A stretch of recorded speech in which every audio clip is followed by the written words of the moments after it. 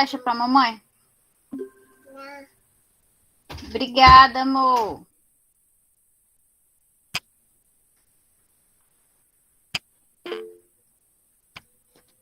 Próxima terça-feira.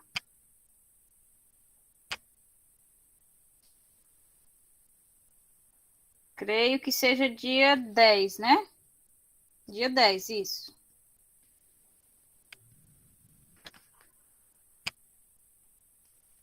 Todos estão vendo a tela, né?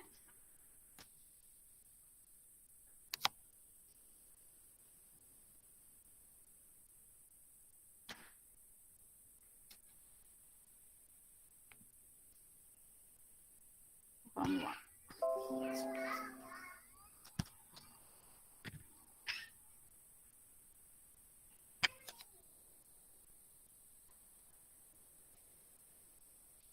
Então, vamos iniciar, certo?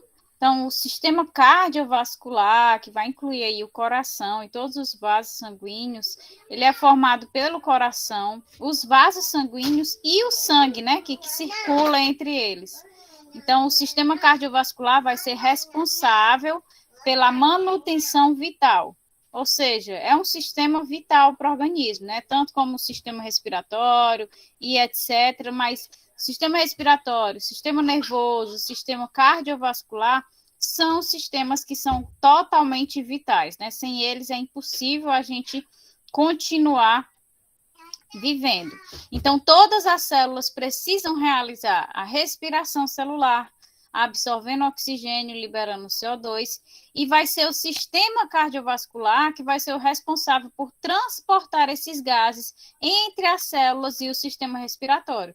Foi o que a gente viu lá na hematose, quando nós vimos o sistema respiratório, né?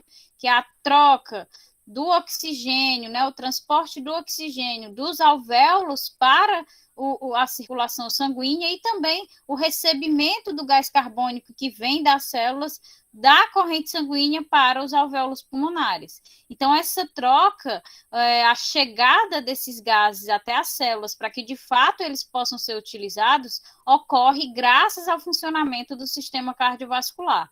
E, além disso, vai ser esse sistema também que vai realizar o transporte de nutrientes, que são essenciais ao metabolismo celular, de vitaminas, de hormônios, todo esse transporte para que se chegue em todas as partes do organismo, desde a ponta da unha, a ponta do cabelo, a ponta do pé, para que a gente consiga que tudo que é necessário para o funcionamento de uma célula chegue até ela, a gente precisa da existência desse sistema cardiovascular, da circulação sanguínea, especificamente nesses pontos, certo? Que é parte do sistema cardiovascular.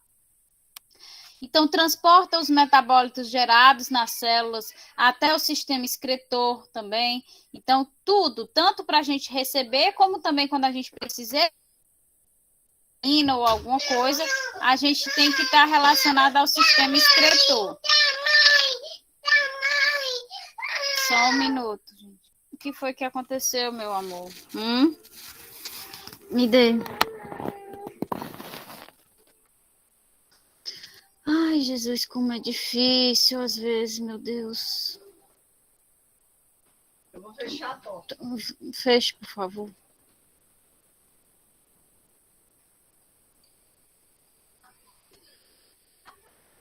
Me dá o celular. Toma, vá.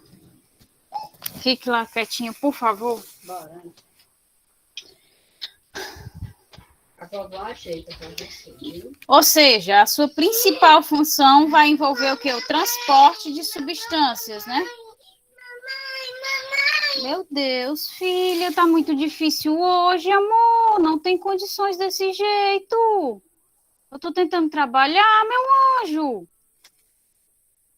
Toma isso aqui, pelo amor de Deus. Estou perdendo a paciência.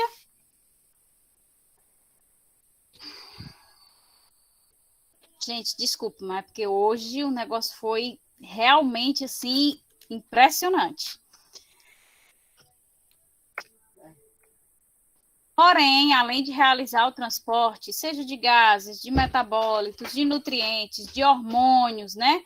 outras coisas. O sistema cardiovascular também realiza as funções de controle da temperatura corporal e defesa do organismo quando ele está associado ao sistema imunológico. Como é que isso vai acontecer, né? Vocês sabem que quando o sangue ele é um fluido quente, né? O sangue ele é quente, então o sistema cardiovascular ele ajusta a quantidade de sangue que vai para determinado ponto do corpo para controlar a temperatura corporal. Então, quando a temperatura corporal está alta, mais sangue vai para as extremidades do corpo. Para quê? Para que esse sangue libere o seu calor, né? Para que se possa perder o calor para o ambiente. É por isso que quando a gente está fazendo uma atividade física, né, muito intensa, nós ficamos vermelhos. Por quê? Porque quando a gente está fazendo atividade física, a temperatura do nosso corpo vai aumentando, né? Porque a gente está realizando um esforço físico. Quando essa nossa temperatura ela vai aumentando, os vasos sanguíneos vão vindo para as extremidades, seja de mãos, pés, e aqui, né, na região da face. Então, a gente fica vermelho, que é justamente pela irrigação sanguínea, não é alergia, não é nenhuma dessas outras coisas que causam também vermelhidão. É, no caso mesmo, o aumento da irrigação sanguínea. Isso acontece para que a gente perca calor aí para o ambiente através dessa vascularização mais intensa que acontece nas extremidades. Então, é assim que ocorre esse controle de temperatura. Quando o corpo está aumentando a temperatura de forma muito rápida, né? Então, o sangue, ele começa a irrigar de forma mais intensa as extremidades do corpo para contribuir para a perda de calor para o ambiente. Da mesma forma, quando nós estamos em temperaturas muito baixas, o que é que a gente tem de aspecto físico, né, que a gente visualiza? A gente fica muito mais puxa e a gente fica muito mais apático, né? A gente não visualiza tanto sangue, fica esbranquiçado. Por quê? Porque a gente já tira essa circulação sanguínea das extremidades do corpo, não é isso? Para quê? Para que não se perca esse calor para o ambiente, para que a gente detenha o calor sanguíneo dentro do corpo, ajudando assim a manter a temperatura corporal. E qual é a principal consequência que a gente observa numa situação dessa? Extremidades muito geladas, né? Então a gente tem nariz, mãos, pés extremamente gelados quando a gente está na situação de baixas temperaturas. Por quê? Porque o corpo, como forma de manter o corpo aquecido, né? Manter essa temperatura elevada, ele retira essa circulação, essa vascularização das extremidades para manter o calor dentro do corpo, certo? Que é o que diz aí no restante do texto. Da mesma forma, quando um local do corpo está sob ataque infeccioso, o sistema cardiovascular envia mais sangue até o local, porque quanto mais sangue, mais células de defesa sanguíneas. Acredito que vocês viram em histologia o tecido sanguíneo, né? E o tecido sanguíneo vai ser rico em células de defesa. Células fagocitárias, como macrófagos, neutrófilos, as células que são de defesa direta específica, como linfócitos T, linfócitos B. Então, essas células elas estão circulando na corrente sanguínea. Então, quando a gente tem um local infectado, ou quando a gente tem a entrada de um patógeno em determinado ponto do corpo, é o sistema cardiovascular que vai direcionar mais irrigação, mais vascularização no local infectado, no local que está sendo atacado. Porque quanto mais vascularizado, mais sangue vai irrigar o local. Consequentemente, se eu tenho mais sangue irrigando o local, eu vou ter mais células de defesa chegando até o local para realizar o combate àquele patógeno, aquele antígeno que está ali atacando o organismo, certo? Então, funções de transporte, funções de controle da temperatura corporal e funções de defesa do organismo. E o sangue, ele é o veículo por onde todas essas substâncias são transportadas, né? Então, além de veículo, o sistema cardiovascular, ele precisa também de vias de acesso, né? O sangue, a gente não chega e joga o sangue dentro do organismo e ele vai de qualquer forma. Não, ele circula dentro dos vasos e artérias, veias, né? seja lá os nomes que a gente for definir à medida do calibre, de onde sai, de onde entra, etc. Certo? Então, nós temos as artérias, as veias, os capilares, que são os veículos que transportam esse sangue, que carregam todas essas estruturas. Então, essas vias de acesso são os vasos sanguíneos, que são classificados em veias, artérias ou capilares. Então, para que o veículo circule nas vias de acesso, ele precisa estar em movimento. E esse movimento é mantido e garantido pela bomba propulsora, que nada mais é do que o coração. Então, a gente chega aí ao conjunto total do sistema cardiovascular, né? Nós temos aqui a bomba propulsora, né, que é graças ao processo de contração e relaxamento deste órgão, que a gente consegue bombear o sangue para todo o corpo, bem como também receber o sangue de todo o corpo, né, isso? Então, a partir do coração, da força propulsora que ele gera, a gente circula o sangue por todo o corpo e recebe o sangue de todo o corpo. Também aqui, nesse sistema cardiovascular, nós visualizamos os veículos, né? Artérias, veias, que recebem, que transportam aí o fluido, que é o sangue, que contém todas as estruturas necessárias para o funcionamento do organismo. Sejam células de defesa, sejam as hemácias que carregam os gases respiratórios, sejam os hormônios, sejam metabólitos, todos estão circulando dentro do sangue, que é transportado dentro desses veículos aqui, que são os vasos sanguíneos, certo? Então, o bombeamento do sangue para manter o fluxo envolve a contração e o relaxamento do coração de forma coordenada, ou seja, de forma rítmica, certo? Então, de forma que os átrios e ventrículos não podem contrair simultaneamente. Primeiro, os átrios contraem, bombeando o sangue para os ventrículos, e estes, por sua vez, contraem depois, o sangue a seus destinos específicos. Então, o percurso sanguíneo do lado direito do coração para os pulmões e dos pulmões de volta para o lado esquerdo do coração é chamada de pequena circulação ou circulação pulmonar. E o percurso sanguíneo da aorta para o corpo todo e do corpo de volta para o coração é chamado de grande circulação ou circulação sistêmica. Então, o que é que isso quer dizer? Que esse controle aqui do bombeamento do sangue, da circulação no mesmo dentro do organismo, é extremamente coordenado. No momento em que nós temos a contração do coração, ele vai bombear o sangue para os ventrículos, né? A gente vai já ver que o coração é formado por 4 câmaras. Em cima nós temos os átrios e embaixo nós temos os ventrículos, que são conectados às artérias de saída.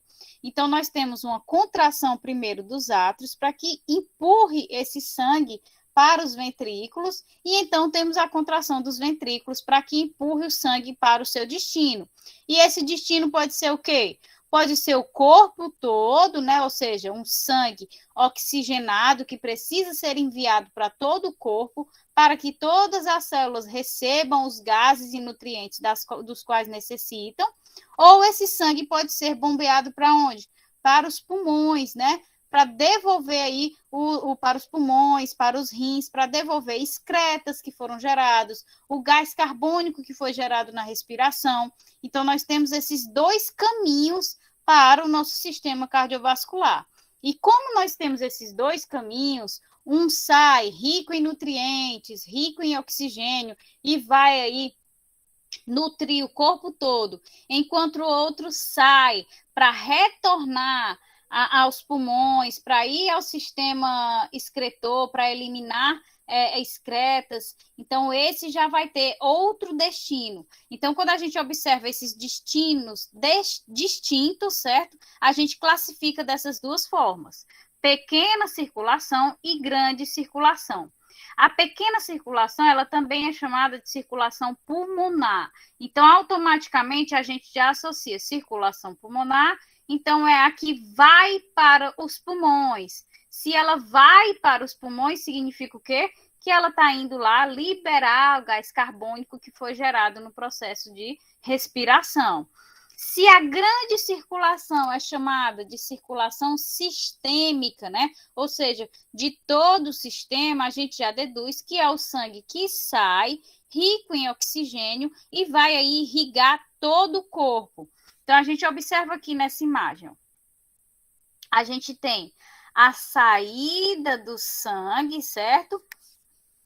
Na grande circulação, sai aqui o sangue do ventrículo esquerdo, ele vai sair e vai para todo o corpo, né? Nutrir todas as células do corpo. As células, então, recebendo os nutrientes, recebendo o oxigênio, vão realizar processos metabólicos e vão realizar a respiração. Como subprodutos desses processos, essas células vão gerar o que aqui? Gás carbônico e excretas. Esse gás carbônico e esses excretas vão ser direcionados aqui ao direito. Então, você observa que esse sangue rico em nutrientes e oxigênio, que foi bombeado do ventrículo esquerdo, ele vai nutrir todas as células do corpo. Então, se ele vai para todo o corpo, se ele é sistêmico, ele é chamado de grande circulação por isso, certo? Da mesma forma que ele recebe todos os excretas e todo o gás carbônico gerado por todas as células do corpo e entrega aqui no átrio direito. Então, associem a grande circulação a algo mais grandioso, a algo mais extenso, em que um sangue rico sai do ventrículo esquerdo e o sangue pobre, entre aspas, né? Não é que seja um sangue pobre, é porque ele vai vir com os subprodutos dos processos metabólicos realizados. Mas vamos colocar aqui entre aspas, certo? E o sangue pobre, depois que ele passa pelos processos metabólicos, vai ser direcionado ao átrio direito. Ou seja, a grande circulação ocorre do ventrículo esquerdo para o átrio direito, certo? Do ventrículo esquerdo para o átrio direito. É a grande circulação, a circulação sistêmica. E a pequena circulação, que também é chamada de circulação pulmonar. Então, nós temos aqui que o sangue que foi recebido no átrio direito, na grande circulação, ele vai ser bombeado para o ventrículo direito. Esse sangue não foi aquele que passou por todos os processos metabólicos? Então, ele está rico em CO2 e em excretas. Esse sangue ele vai ser direcionado aonde? Aos pulmões. Por que ele vai ser direcionado aos pulmões? Porque lá ele vai entregar o CO2 gerado e vai se reoxigenar, né? Vai receber oxigênio novamente, ok? Então, por isso que ele é direcionado aos pulmões, por isso que ele é chamado de pequena circulação.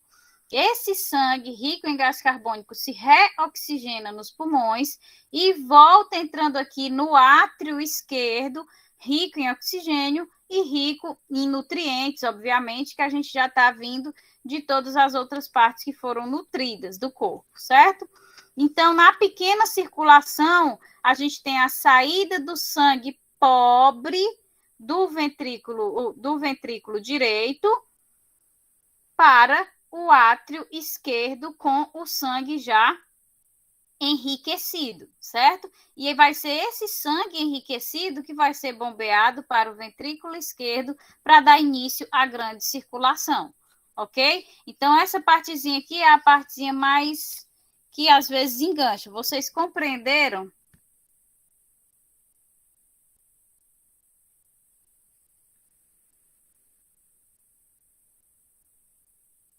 Me digam alguma coisa.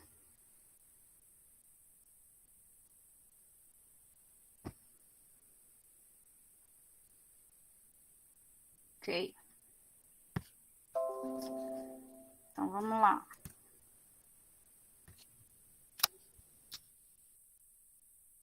Então, vamos entrar agora no coração, né? Que é o principal órgão do sistema cardiovascular.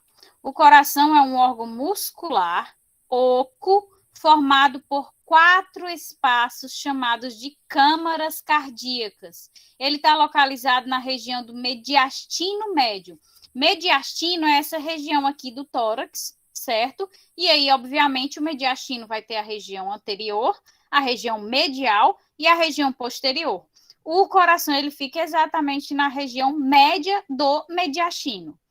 Então, o coração tem o formato de um cone invertido, que a gente vê, né? A ponta do cone e sobe, é um cone invertido, em que o ápice desse cone aponta para o lado esquerdo. Cerca de 2/3, né, do coração apontam aqui para o lado esquerdo, se acomodando no pulmão esquerdo. Então, é por isso que o pulmão esquerdo, quando a gente viu o sistema respiratório, tem aquela impressão cardíaca, né? Porque a gente tem a ponta do cone cardíaco encaixando justamente no pulmão esquerdo, certo? A face anterior do coração é chamada de esternocostal e a face posterior diafragmática. Essa face anterior, que obviamente fica localizada para frente, ela fica mais em contato com o externo, certo? Enquanto a face posterior de trás não dá para visualizar pela imagem, mas ela fica mais ou menos deitadinha, certo? O coração fica um pouquinho deitado, então essa face posterior ele fica mais próximo do diafragma, ok? As câmaras cardíacas, elas têm os nomes específicos, tá? Aí mostrei para vocês, né? Que são átrios e ventrículos. As duas câmaras superiores são os átrios e as inferiores são os ventrículos. Então, as câmaras do coração são delimitadas por sulcos. O sulco interatrial separa os átrios, o sulco interventricular, os ventrículos, e o sulco coronariano separa os átrios de ventrículos, delimitando aí as 4 câmaras. Então, vocês observam aqui, né? Essas duas câmaras superiores são os átrios, as duas câmaras inferiores são os ventrículos, e eles são delimitados, eles possuem essa separação por causa da formação de sulcos no coração. Então, a gente vai ter aqui o sulco interventricular, como o próprio nome já diz, é interventricular, ou seja, fica entre os ventrículos, então separa os ventrículos, certo? A gente vai ter o sulco interatrial, que não tem a representação aqui, mas é essa divisãozinha que a gente observa aqui, ó. Essa linha que a gente consegue observar. Esse sulco interatrial é a estrutura que separa os dois átrios, né, em direito e esquerdo, e o sulco coronariano vai ser o responsável pela separação entre as 4 câmaras. Porque como a gente já tem esse sulco aqui vertical, tanto no interventricular como interatrial, quando a gente coloca o sulco coronário na horizontal, a gente consegue fazer já a divisão em 4 câmaras. Então, sulco interatrial separa os dois átrios, ou seja, se eu colocasse uma pergunta numa prova, né? O que não vai acontecer porque nós vamos fazer um seminário, mas se eu colocasse a pergunta numa prova, suponha o coração sem o sulco coronariano. O coração com o sulco interatrial e o sulco interventricular tem quantas câmaras? Aí você teria que dizer 2 câmaras, né? Por quê? Porque eu não tenho esse sulco coronariano separando as câmaras meio a meio, ou seja, formando as 4 câmaras. Então, do átrio direito iria direto para o ventrículo direito e do átrio esquerdo iria direto para o ventrículo esquerdo, porque não há separação, porque não há, eu disse no início da questão, que não tem o sulco coronariano. Entenderam? Então, só há a formação das 4 câmaras pela existência do sulco coronariano. Só a existência dos sulcos interatrial ou interventricular não é suficiente para delimitar as 4 câmaras. Então, entre o átrio direito e o ventrículo direito, nós temos uma válvula chamada de tricúspide, certo? O nome correto é válvula. Essa válvula impede o refluxo do sangue, ou seja, que o sangue vá no sentido oposto ao qual deveria seguir. Vocês concordam comigo? Se eu tenho um órgão com dois espaços, em que na hora que eu comprimo um espaço, eu consigo empurrar o sangue para essa outra câmara, mas na hora que eu vou comprimir o de baixo, concordam comigo que poderia retornar sangue para essa câmara superior que está vazia, vamos assim dizer? Poderia haver um retorno desse sangue, né, que é o chamado refluxo do sangue do coração. Então, para que isso não aconteça, nós temos a presença dessa válvula, que ela impede esse refluxo sanguíneo. Então, na saída do ventrículo direito, na transição para a artéria pulmonar, também existe outra válvula, que é a chamada válvula pulmonar. O intuito de todas as válvulas que estão presentes no nosso sistema cardiovascular é impedir esse refluxo sanguíneo, uma vez que a circulação, né, o funcionamento do sistema cardiovascular depende desses processos de contração. Então, quando a gente tem a contração, e principalmente que ela é uma contração muito vigorosa, uma vez que ela tem que irrigar todo o corpo e enviar para órgãos muitas vezes distantes, então a gente tem uma contração muito vigorosa. Então, de fato, eles é como se fosse uma explosão, né, de sangue. Então, poderia ir para todo lado, se a gente não tivesse o controle através dessas válvulas. Então, o controle realizado para impedir o refluxo do sangue do átrio direito para o ventrículo direito é feito graças à válvula tricúspide, enquanto o controle para que não retorne para o ventrículo direito, na saída do ventrículo direito, para a artéria pulmonar, que impede o retorno para o ventrículo direito. Entre o átrio esquerdo e o ventrículo esquerdo, a gente tem a válvula mitral ou bicúspide, que também impede o refluxo sanguíneo.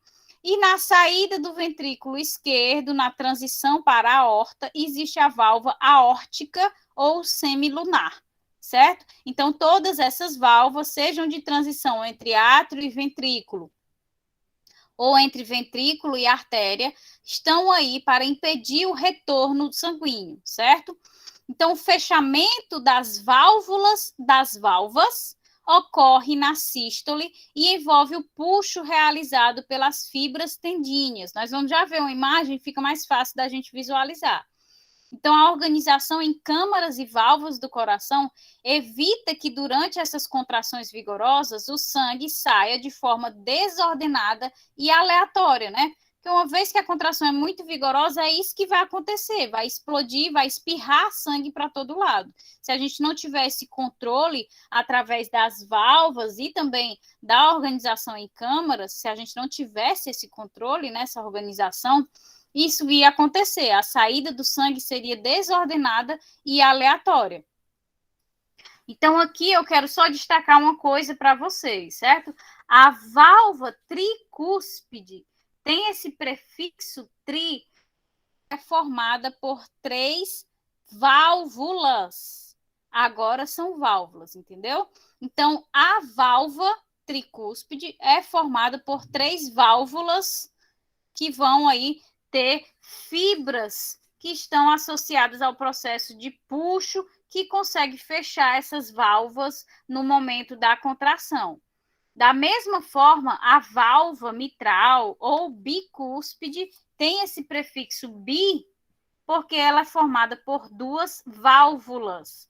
Essas válvulas são formadas por fibras tendíneas e essa contração dessas fibras tendíneas é que puxam a válvula bicúspide e acabam fechando ela no momento da contração, certo? Então, vejam aqui. Ó. Então, a gente tem aqui o átrio direito, certo? Ó, percebam, é importante que vocês consigam visualizar a posição anatômica do coração. Eu vou até fazer um retorno aqui para chamar a atenção de vocês para isso. Percebam que aqui nós estamos do lado esquerdo, né? E aqui é o lado direito. Professora, como é que eu vou definir isso? Como eu vou saber quando o coração está de frente para mim, o que não é o caso aqui, né? Uma vez que esse é o lado esquerdo, e quando o coração está de costas. Olhem a ponta do cone, né? Lembrem-se que eu disse lá no início da aula que o ápice, a ponta do cone, 2/3 dele estão direcionados para o lado esquerdo do corpo, né? Encaixados ali na impressão cardíaca que nós vemos no pulmão esquerdo. Então, se eu estou vendo essa ponta do cone do coração mais deslocada para a esquerda, eu sei que aqui se trata do átrio esquerdo, ventrículo esquerdo, enquanto aqui será o átrio direito e o ventrículo direito. Agora, passem a figura que nós estávamos. Para que lado está agora o ápice, a ponta do coração, né? Está para esse lado. Significa que aqui é o lado esquerdo e aqui é o lado direito, certo? Então, vamos lá. Átrio direito e ventrículo direito. Entre o átrio direito e o ventrículo direito, nós temos a válvula tricúspide, certo? A válvula tricúspide é formada por 3 válvulas, ou seja, vocês veem essa estrutura aqui de 3 ondinhas, são 3 válvulas. Essas 3 válvulas se unem formando a válvula tricúspide. Da mesma forma, nós temos entre o ventrículo direito e a artéria pulmonar, a válvula pulmonar, certo? Que impede o retorno do sangue para o ventrículo direito. Enquanto aqui do lado esquerdo, nós temos entre o átrio esquerdo e o ventrículo esquerdo a válvula mitral ou bicúspide, né? A bicúspide vai ser formada por 2 válvulas, né? Essas 2 válvulas se unem formando a válvula mitral ou bicúspide. Da mesma forma, entre o ventrículo esquerdo e a aorta, nós temos a presença aí da válvula aórtica que impede o refluxo do sangue para o ventrículo esquerdo. Aqui é a estrutura dessas válvulas. Vocês veem, professora, você está falando que a válvula tricúspide é formada por 3 válvulas. Então, vão ter 3 estruturas diferentes formando a válvula tricúspide? Não. Ó. Olhem aqui o aspecto dessa válvula. É um aspecto uniforme, único. Essa separação, né, que a gente coloca de 3 válvulas, ela ocorre mais na formação, na extensão das fibras tendíneas, que é isso aqui, ó. Tem um aqui posterior, que não está aparecendo na figura, e temos essas 2 estruturas aqui, que são as fibras tendíneas. São essas fibras que, no momento em que ocorre a contração no ventrículo direito, são essas fibras aqui que vão contrair, puxar a válvula, fechando a válvula tricúspide, impedindo o retorno sanguíneo para o átrio direito, certo? Da mesma forma, as outras válvulas, por exemplo, se aqui fosse a válvula bicúspide, né? Essas fibras tendíneas das válvulas que formam a válvula tricúspide iriam contrair, iriam puxar para fechar a válvula bicúspide, certo? Da mesma forma em que a válvula pulmonar e a válvula aorta. Essas fibras tendíneas, elas contraem, puxando a estrutura dessa válvula, contraindo a mesma e impedindo, assim, o refluxo sanguíneo, ok? Então, na parte superior do átrio direito, existe uma estrutura de células especializadas em gerar estímulos para a contração do miocárdio, né? Porque, como a gente viu, o coração ele é um órgão muscular, né? E esse músculo ele é o chamado miocárdio. Essa estrutura que existe lá na parte superior do átrio direito é o chamado nó sinoatrial. É o nó sinoatrial que é responsável pela nossa frequência cardíaca. É ele que é o nosso marca-passo natural. Então, para coordenar essa contração, os átrios contraem primeiro e depois contraem os ventrículos, e existe outra estrutura que vai auxiliar o papel do nó sinoatrial, que é o chamado nó átrio-ventricular. O nó átrio-ventricular já não está localizado na parte superior do átrio direito. Ele está localizado na interseção do átrio direito com o ventrículo direito. E vai acarretar em um pequeno atraso na chegada do nó sinoatrial nos ventrículos. Então, o que eu quero que vocês entendam é que a nossa frequência cardíaca, a ritmicidade de contração relaxamento e contração do ventrículo, após a contração dos átrios, ela é coordenada pelo nó sinoatrial, não é coordenada pelo nosso sistema nervoso. O nosso sistema nervoso, eu acredito que eu mencionei na nossa aula, ele vai atuar no aumento ou redução da frequência cardíaca. Por exemplo, situações de medo, de estresse, a gente tem um aumento da frequência cardíaca. Situações de relaxamento, a gente tem uma redução dessa frequência cardíaca, certo? Então, esse aumento e redução da frequência cardíaca estão associados ao sistema nervoso, enquanto o controle normal de contração do miocárdio em condições normais, a ritmicidade, o fator de contração primeiro dos átrios e depois dos ventrículos é coordenado pelo nó sinoatrial, que é formado por essas células especializadas que são aí capazes de gerar esses estímulos. Além do controle pelo nó sinoatrial, ele tem o nó atrioventricular auxiliando ele para quê? Para que essa contração, quando vai chegar nos ventrículos, ela chegue com um atraso. E, consequentemente, a gente tem o quê? Contrações em momentos diferentes de átrios e ventrículos. Então, eles atuam em conjunto para coordenar esse processo de contração do miocárdio. Então, esse atraso na chegada do sinal do nó sinoatrial nos ventrículos, né, para contração, ele é causado pelas fibras intermodais que existem no no nó atrioventricular. Então, essas fibras, elas vão atrasar a propagação desse sinal, certo? Que elas não têm a capacidade de encaminhar essa resposta de forma tão rápida e intensa quanto se fossem fibras comuns. Então, essas fibras, elas existem caracterizadas como fibras intermodais justamente para dar esse atrasinho na propagação, na contração do coração, para que a gente consiga aí ter o atraso entre a contração do átrio e depois do ventrículo. Então, aqui, ó, a gente tem o nó sinoatrial, certo? Na parte superior do átrio direito, aqui, ó, ápice do cone do coração deslocado para o lado esquerdo, então, consequentemente, aqui é o lado esquerdo e aqui é o lado direito. Então, no átrio direito, nós temos lá em cima o nó sinoatrial, que sai irrigando todo o coração. Mas para que ele propague o sinal de coração, né, de contração, ele vai propagar aqui para o átrio direito e vai propagar para o átrio esquerdo. Mas ele também propaga esse sinal para onde? Para os ventrículos. Então, para que essa contração, para que o sinal que ele envia não chegue ao mesmo tempo, ele passa antes aqui pelo nó atrioventricular. Esse nó atrioventricular vai ser formado pelas fibras intermodais, não é isso? Essas fibras, elas retardam um pouco a propagação do sinal do nó sinoatrial.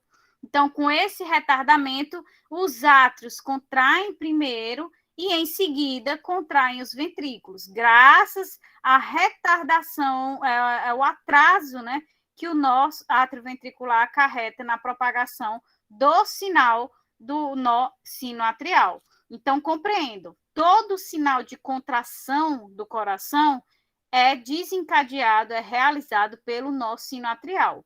O que acontece, o papel do nó atrioventricular não é propagar um sinal, é atrasar o sinal do nó sinoatrial. Então, ele é só uma estrutura auxiliar. Todo o sinal de contração provém do nó sinoatrial. Aqui é uma estrutura auxiliar para que haja o funcionamento, a ritmicidade normal do coração, certo? Então, o nó atrioventricular, ele se propaga aqui tanto para o ventrículo direito como para o ventrículo esquerdo, passando o sinal de contração recebido pelo nó sinoatrial, consequentemente, acarretando a contração do mesmo, mas com um leve atraso devido às suas fibras intermodais. Então, ele encaminha o sinal do nó sinoatrial aos feixes de RIS. Esses feixes de RIS são células especializadas que descem pelo septo interventricular e subdividem-se para o ventrículo direito e o ventrículo esquerdo, e então em fibras de Purkinje, que são essas mais ramificadas, sinalizando para a contração dos ventrículos. Então, ele encaminha o sinal aqui para o feixe de RIS, certo? Que é essa estrutura que entra no septo interventricular. Esse septo interventricular, né, esse feixe de RIS, ele se ramifica, certo? Nas fibras de Purkinje. E aí a gente tem as fibras vindo aqui para o ventrículo direito e as fibras vindo aqui para o ventrículo esquerdo, certo? Então, é assim que se propaga o sinal de contração do coração. Então, o coração recebe o sangue e o propulsiona ao seu destino, mantendo o fluxo sanguíneo. Então, para isso, é necessário que ocorra o quê? A gente já viu que a gente tem um sinal para a contração, mas a gente precisa que a contração muscular, ou seja, a contração do miocárdio, ocorra em si para que isso aconteça. Então, o músculo responsável que compõe a parede do coração é o miocárdio, né? E ele é exclusivo do coração. A gente não tem miocárdio em outras regiões do corpo. Ele é exclusivo desse órgão vital. Então, além disso, o coração ele é envolto por camadas de tecido conjuntivo que tem a função de proteger o coração. Então, a gente já viu isso nos músculos, né? A gente viu que os músculos têm camadas de tecido conjuntivo revestindo com o intuito de proteção. Nós vimos nos pulmões a pleura, que tem a visceral, a parietal e o líquido entre elas, porque é um órgão vital. Nós vimos as meninges, aracnoide, pia mater, dura mater, que também protegem o encéfalo, que é um órgão vital. Então, o coração, como órgão vital, obviamente, ele também vai ter a sua proteção com essas membranas, certo? E eles são camadas de também tecido conjuntivo. Então, a gente tem o pericárdio, que envolve o coração externamente e se divide em 2 folhetos. O mais externo, que é o folheto fibroso, é um tecido denso, e o mais interno, que é o folheto seroso, que vai ser dividido ainda em parietal, que está ligado ao fibroso, né, ao mais externo, e o visceral, chamado de epicárdio, que está ligado ao coração, e eles são separados pelo líquido pericárdico, que é o padrão que a gente tem observado em todos os sistemas, né? Quando a gente tem essas membranas, nós vemos que sempre entre elas a gente tem a presença de um líquido, de um fluido, que ajuda aí a evitar o desgaste pelo atrito que ocorre entre elas constantemente. Internamente, nós temos uma camada fina de epitélio, que é o endocárdio, revestindo o miocárdio e as válvulas, certo? Tanto as válvulas bicúspide, tricúspide, a pulmonar e a da aorta. Então, a contração do miocárdio é a sístole, que vai projetar o sangue para dentro dos vasos sanguíneos, e o seu relaxamento é a diástole, que é o processo de encher, né, de receber o sangue que está vindo, seja o sangue enriquecido, né, ou seja o sangue pobre, ok?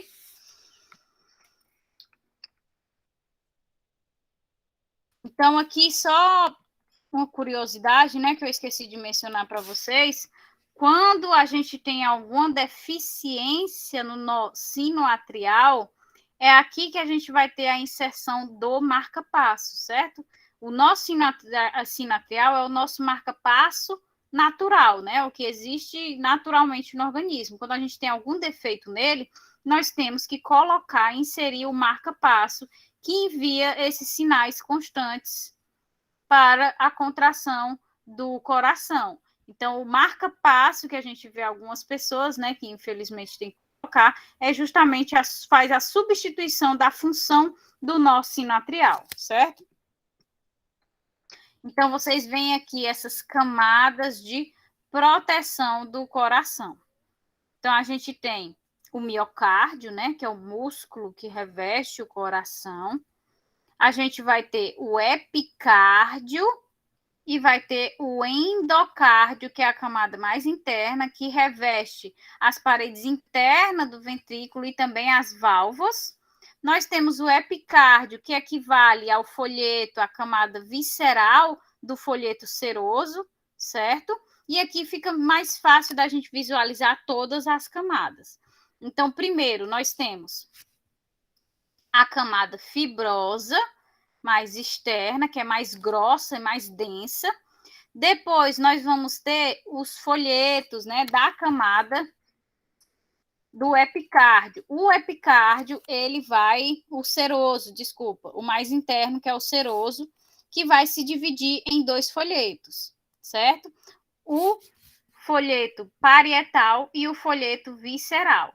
Então, a gente tem o pericárdio parietal, que é essa camadinha que fica logo abaixo da camada fibrosa. Aí, observem aqui, ó. Até chegar ao pericárdio visceral, que é o epicárdio, a gente tem um espaço aqui, né? Vocês visualizam que entre o folheto parietal e o folheto visceral da estrutura serosa, né? A gente tem a formação de um espaço. E é justamente nesse espaço que vai circular o quê? Que a gente vai ter o líquido pericárdico circulando, não é isso? Por quê? Porque o líquido pericárdico circula entre essas membranas para evitar o desgaste por atrito, uma vez que elas estão em constante funcionamento. Então, primeira camada fibrosa, segunda camada serosa é dividida em folheto, em pericárdio parietal, pericárdio visceral, que é também chamado de epicárdio, e entre o parietal e o visceral, a gente tem o líquido epicárdico, aqui evitando o atrito entre elas. E a gente chega finalmente ao miocárdio, e por fora do miocárdio, que é justamente a parte interna das câmaras do coração, né? Nós temos a presença do endocárdio. Então, o endocárdio ele vai revestir a parte interna do miocárdio, que é a parte interna das câmaras, né? Como também vai revestir o quê? Vai revestir as válvulas, né? Seja a bicúspide, que é formada por 2 válvulas, seja a tricúspide, que é formada por 3 válvulas, certo? Então, a gente tem todas essas membranas aqui atuando na proteção do coração. 3 membranas especificamente. Primeira membrana fibrosa, segunda membrana é a serosa, que é subdividida em parietal, visceral, com o espaço preenchido pelo líquido epicárdico, e nós temos aqui o endocárdio revestindo a parte interna das câmaras e também as válvulas que formam o contato entre as câmaras e as outras estruturas. Chegamos finalmente na parte veicular, né? Vamos colocar assim, que são a circulação. Então, as artérias são os vasos que saem do coração, levando o sangue ao resto do corpo, ou seja, se saem do coração, são aquelas que partem dos ventrículos, não é isso? Então, as artérias são os vasos que vão sair do coração e levam o sangue tanto para o corpo, o sangue rico, né? Ou levam o sangue pobre do corpo para os pulmões, para o sistema excretor e etc. O importante é que as artérias saem do coração, sejam carreando sangue rico ou seja carreando sangue pobre, né?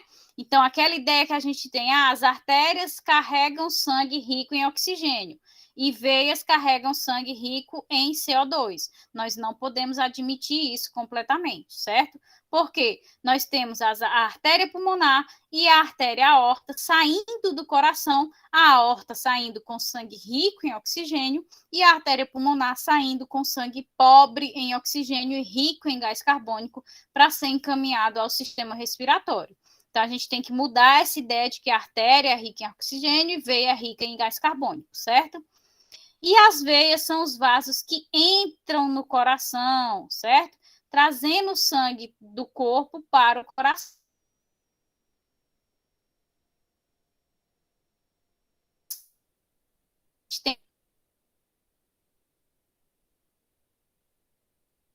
Então, todo o corpo pobre em oxigênio e rico em gás carbônico, certo? Então, o importante é saber que as veias entram no coração enquanto as artérias saem. Do lado direito do coração, os vasos sanguíneos que chegam ao átrio direito são as veias cavas, certo? A veia cava inferior traz o sangue desoxigenado da parte inferior do corpo e a veia cava superior traz o sangue desoxigenado da parte superior do corpo.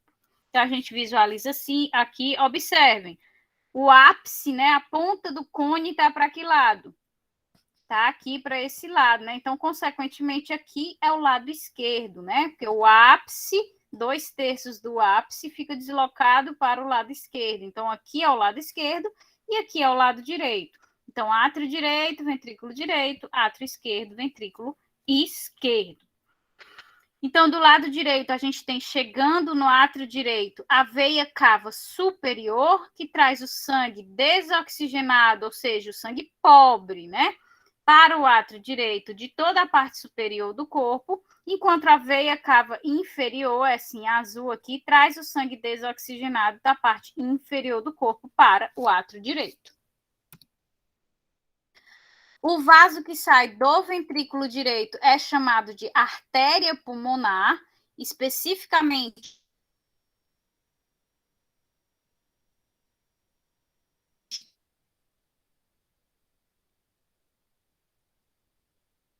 então que aqui, ó. A gente tem aqui do lado direito, certo? Vocês não vão visualizar o tronco da artéria pulmonar, certo? Mas aqui dentro do ventrículo direito, a gente tem o tronco da artéria pulmonar, que é uma veia, que é uma artéria única, certo? Essa artéria única sobe daqui, quando chega aqui em cima, ela sofre uma bifurcação em artéria pulmonar direita e artéria pulmonar esquerda. Por que acontece essa bifurcação? Obviamente, a artéria pulmonar direita vai para o pulmão direito e a artéria pulmonar esquerda vai para o pulmão esquerdo, porque nós já deixamos claro que do lado direito a gente tem o sangue pobre em oxigênio, então ele precisa se reoxigenar. Para isso ele tem que passar lá nos pulmões. Então aqui dentro do ventrículo direito a gente tem a abertura do tronco da artéria pulmonar. O tronco da artéria pulmonar vem subindo, quando chega aqui em cima ele se bifurca em artéria pulmonar direita e artéria pulmonar esquerda, ok? Então, do lado esquerdo do coração, os vasos sanguíneos que chegam ao átrio esquerdo são as veias pulmonares, que trazem o sangue oxigenado dos pulmões, e o vaso que sai do ventrículo esquerdo é chamado de aorta, que é uma artéria, né, que redireciona o sangue oxigenado até todas as células do corpo. Portanto, o lado esquerdo é o que contém sangue rico em oxigênio. Então, vocês observam aqui, ó, a entrada das veias pulmonares, certo? As veias pulmonares, veia pulmonar direita superior, veia pulmonar direita inferior, veia pulmonar esquerda superior, veia pulmonar esquerda inferior. Elas entram no ventrículo, no átrio esquerdo, certo? Com sangue rico em oxigênio. Por que que entra cada um, lado direito e lado esquerdo? Porque uma está vindo, né, antes de se bifurcar, do pulmão esquerdo e a outra está vindo do pulmão direito. Então, elas entram aqui com sangue rico em oxigênio no átrio esquerdo. Daqui do átrio esquerdo vai passar para o ventrículo esquerdo. Do ventrículo esquerdo vai sair para a aorta. E aí vai entrar no tronco da aorta, que é essa estruturazinha aqui que vocês visualizam. Da aorta vai ser direcionado para todo o corpo, vai ir para a grande circulação, não é isso? Se vai para o sistema, se vai para todo o corpo, é a grande circulação. Então, portanto, o lado esquerdo vai ser o que vai ser rico em sangue rico em oxigênio. E a aorta, após sair do coração, ela vai se ramificar várias vezes, certo? Em artérias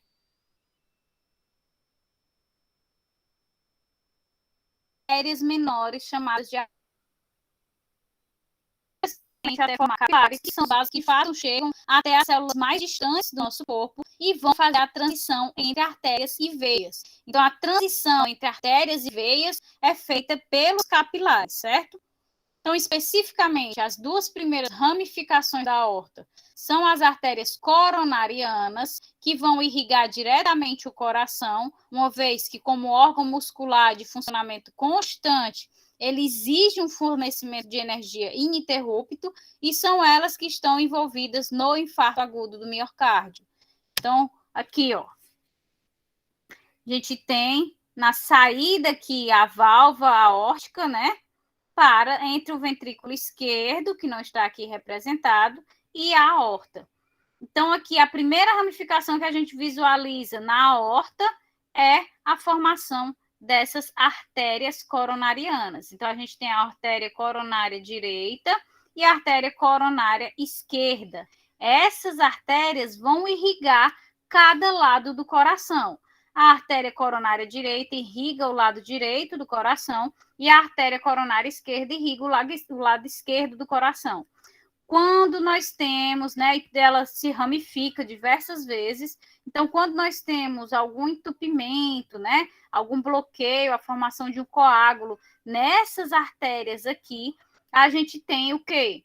A gente não vai receber esse lado que está com problema, que está com um bloqueio, não vai receber irrigação sanguínea. Se ele não recebe irrigação sanguínea, ele não vai receber nutrientes, não vai receber gases. Se ele não recebe os nutrientes, os gases metabólitos necessários ao seu funcionamento, a morte dessas células, consequentemente, ocorre o infarto agudo do miocárdio pela morte de células dessa região que não recebeu a irrigação sanguínea, certo? Então, o infarto é justamente a formação desse coágulo, impedimento do recebimento de sangue em determinados pontos do coração. Então, a primeira ramificação é essa, né? A ramificação para as coronárias. Depois a gente tem a ramificação do tronco braquiocefálico, certo? Que é uma artéria que vai partir aqui para os membros superiores, ok? Depois, nós temos aqui a artéria carótida, que vem para a região cefálica, né? Para a cabeça do indivíduo. E nós temos aqui uma terceira também indo para os membros superiores, mas do lado oposto. Então, a gente tem partindo para o membro direito, certo? É a primeira ramificação da aorta. A segunda ramificação vai para a parte superior do indivíduo, a região cefálica, que é justamente a carótida, né, que passa pelo pescoço, a gente conhece. E nós temos essa terceira ramificação aqui, que também vai para o lado esquerdo do corpo, vai se ramificar para o membro superior do lado esquerdo do corpo, passando aí pela região subclávia, ok? E as outras também ocorrem outras ramificações que vocês observam aqui, que também vão para regiões específicas, certo? Região subcostal, região ramos pericárdicos, que vai irrigar as membranas que revestem aí o coração. Então, nós temos várias ramificações da própria aorta para justamente irrigar pontos específicos do corpo, uma vez que ela é parte da grande circulação, né, da circulação sistêmica. Então, como vai para todo o corpo, ela precisa ter essas ramificações para conseguir, de fato, chegar a todas as partes do organismo. Então, mas o principal que vocês têm que conhecer é aqui a subdivisão para as coronárias e aqui membro superior direito, membro superior esquerdo e parte cefálica do organismo. Então, são elas que estão, aqui a gente visualiza essas artérias coronárias que estão envolvidas no infarto do miocárdio, certo? Então, a gente tem a ramificação da artéria coronária direita, que vai irrigar aqui, como vocês veem, eu disse, tem ramificações, certo? Então, ela vai irrigar o lado direito e também irriga o lado esquerdo.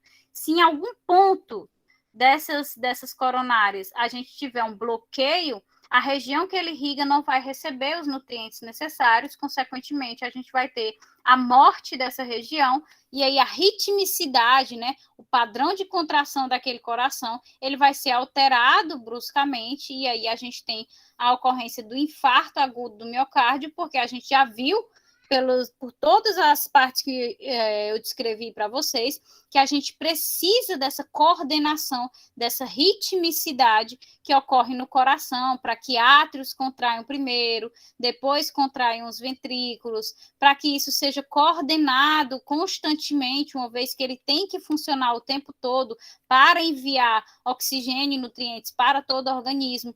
Então, esse funcionamento constante, coordenado, em ritmo, ele tem que estar ocorrendo sempre. Para isso, a gente tem que ter aquela estrutura toda igualada, toda equilibrada. Acredito que vocês devem ter visto no tecido muscular, né? Que a formação das fibras cardíacas, elas são todas ligadas, né? A gente não tem fibras musculares cardíacas separadas, elas são todas interconectadas por estruturas que formam canais, de fato. Então, por isso que a gente consegue contrair e relaxar todas ao mesmo tempo, porque elas não estão separadas, elas estão unidas. Então, no momento em que uma parte dessas morre, então a gente não tem o canal que vai formar essa ritmicidade entre essas estruturas. Consequentemente, a gente tem a parada do funcionamento do coração ou um mau funcionamento do coração antes de que ocorra o infarto em si, né? E aí a gente tem o prejuízo ao funcionamento do coração e depois, quando se prolonga por muito tempo esse problema, pode acontecer o infarto agudo do miocárdio, certo? E, por fim, os capilares, saindo dos tecidos, eles vão se fundindo em veias com calibres cada vez maiores, até chegar às veias cavas do coração. As veias e as artérias, eles são formados por 3 camadas concêntricas chamadas de túnicas. O que essa frase quis dizer, né? Que a gente viu lá, a partir principalmente da aorta, que tudo vai se ramificando, né? Tanto as artérias que saem, vão se ramificando até chegar aos capilares. Esses capilares, da mesma forma, quando eles têm que retornar ao organismo, eles vão se fundindo para formar as veias cada vez com calibres cada vez maiores e formar aí as veias pulmonares que entram, ou as veias cavas que entram no átrio direito, certo? Então, as veias e as artérias são formadas por 3 camadas concêntricas chamadas de túnicas. A túnica externa é formada por tecido conjuntivo, a túnica média formada por músculo liso e túnica interna vai ser a mais íntima. A túnica interna ela vai ser formada também por 3 camadas. Então, separem, certo? Essas veias e artérias elas vão ser formadas por 3 camadas, uma mais externa, uma mediana e uma interna. Essa interna vai ser formada por 3 camadas, certo? Então, a túnica interna vai ser formada por uma camada mais interna, que é o chamado endotélio, que fica em contato direto com o sangue, né, sofrendo o estresse de cisalhamento, né, aquele atrito com o sangue constante. Tem uma camada intermediária, que é a chamada membrana basal, que é composto por glicoproteínas, fibras, e a mais externa, que é chamada de lâmina elástica interna, que faz contato com a túnica média e é formada por fibras elásticas. Então, a gente tem aí a túnica externa, a túnica média e vai ter a túnica interna formada por 3 camadas. Então, a presença, né, da musculatura lisa confere a capacidade de contratilidade a esses vasos sanguíneos. Musculatura lisa, professora? Peraí, não peguei. Aqui, ó. Essas artérias e veias não são formadas por 3 camadas? Uma mais externa, que é o tecido conjuntivo. A segunda é formada por quê? A túnica média, músculo liso, né? E depois vem a túnica interna, que é dividida em 3 camadas. Então, essa musculatura lisa presente em todos os vasos sanguíneos, sejam veias ou artérias, ele confere a capacidade de contratilidade a esses vasos sanguíneos. É por isso que a gente pode ter dilatação dos vasos sanguíneos, vasodilatação ou vasoconstrição, porque existe essa capacidade graças à presença da camada média, que é formada por musculatura lisa. Então, possuem mais tecido muscular, tendo uma elevada capacidade de contração. Essa quantidade maior de tecido muscular é característica das arteríolas, principalmente, certo? Então, a vasoconstrição é a contração e a vasodilatação, obviamente, vai ser o relaxamento das paredes desses vasos. No entanto, as artérias de grosso calibre possuem mais tecido elástico para suportar o grande volume de sangue e evitar colabamento, enquanto as de menor calibre possuem mais tecido muscular, certo? Então, quando a gente olha as 3 camadas, aquelas que têm um calibre menor, elas vão ter a maioria da presença de tecido muscular. Enquanto aquelas que têm um calibre maior, ou seja, que carregam uma quantidade maior de sangue, de volume sanguíneo, elas têm uma quantidade maior de fibras elásticas. As fibras elásticas estão aonde? Estão na camada mais interna, né? Na túnica mais interna, que vai ser mais rica em fibras elásticas. Aqui, ó, túnica interna formada por 3 camadas, né? A primeira, a membrana basal e tal, e a mais externa vai ser formada por fibras elásticas. Então, ele vai ter uma predominância nos vasos sanguíneos de calibre menor da segunda camada, a camada média, que é chamada de túnica média, enquanto aqueles que têm um calibre maior vai ter uma predominância da terceira camada, especificamente da túnica da lâmina elástica interna, certo? Que é chamada de túnica média também, que vai ter a predominância de fibras elásticas, certo? Então, apesar das veias possuírem as mesmas camadas, elas possuem paredes finas, tendo menos tecido muscular liso, por isso o retorno venoso é dependente da contração dos músculos esqueléticos. Então, as veias, elas têm a mesma característica, né? Uma vez que eu descrevi aí as características dos vasos sanguíneos no geral. Mas elas têm paredes mais finas, a quantidade de tecido, né, é bem menor, então essas paredes acabam sendo muito finas, muito delgadas. Então, para que ela consiga a contração, a força de contração da musculatura que ela possui, não é suficiente para empurrar o sangue de volta, ou seja, para dar aquele retorno venoso. É por isso que ela é tão dependente da contração dos músculos esqueléticos e também das válvulas que a gente vai já ver. Então, quando o músculo contrai, ele acaba apertando essas veias, né? E ajudam a empurrar o sangue de volta ao sistema.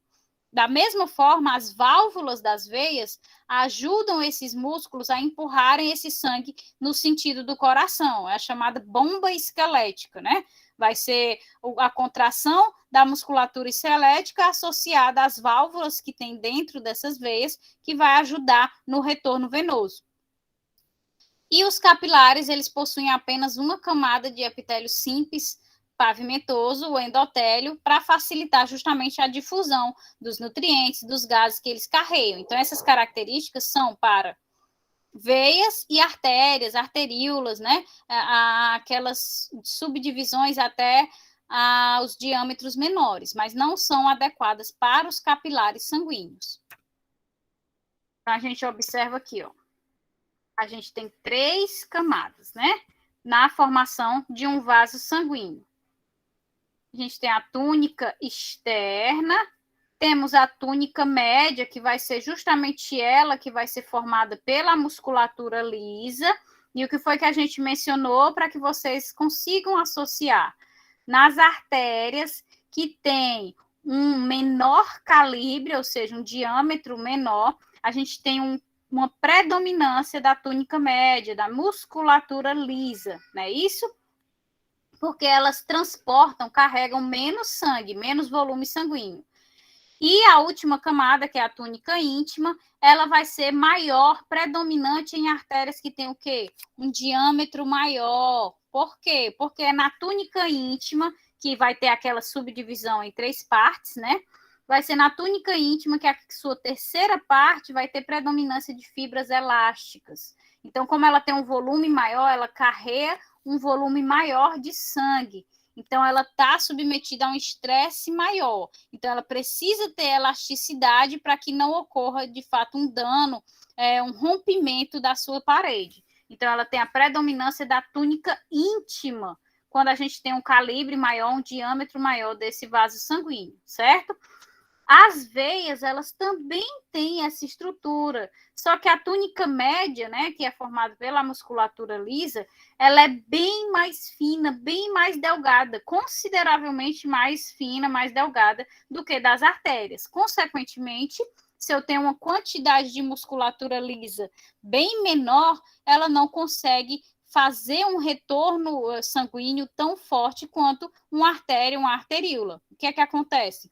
Ela precisa associar suas válvulas internas com a contração da musculatura da musculatura esquelética, certo? Então, o músculo, ele contrai, quando ele contrai, ele aperta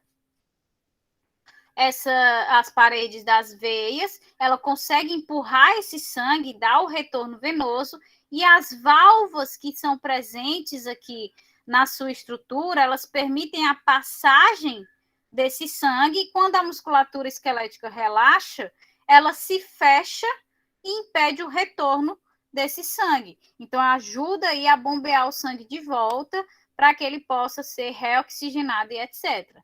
Enquanto os capilares sanguíneos aqui, ó, os capilares sanguíneos, eles só vão ter mesmo o revestimento endotelial com essas células simples para facilitar a difusão dos nutrientes, de gases e etc. para as células que eles vão de fato irrigar.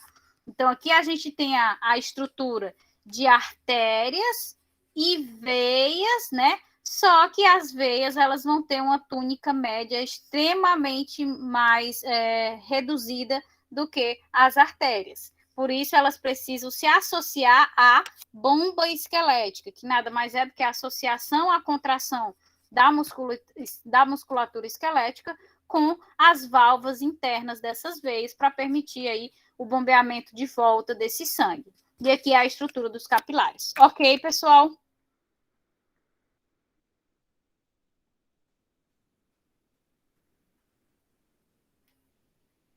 Tava travando para todo mundo, gente. Travou aonde, Monique? Tava travando algumas partes, mas tava ok no resto. Mas foi para todo mundo ou foi só com o Monique? Porque se foi para todo mundo, é bom a gente dar uma repetidazinha, né?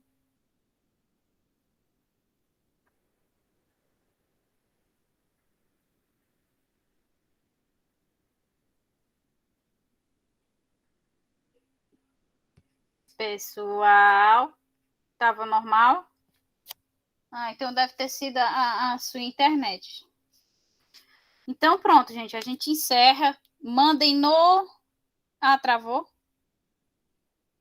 Não, mas se não travou para o Paulo, né? Ou se não travou para a Paola.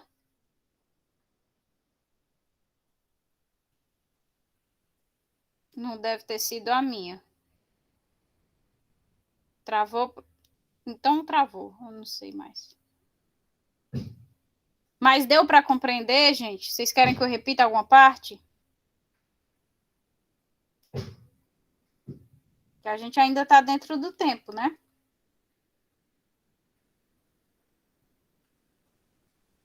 Deu certo? Tá ok. Então, pronto, eu vou mandar, mandem lá no grupo, certo? As equipes do seminário de 5. E aí eu vou fazer o sorteio e na próxima terça vai ser o seminário de vocês. 7h30 normal, certo? Ok?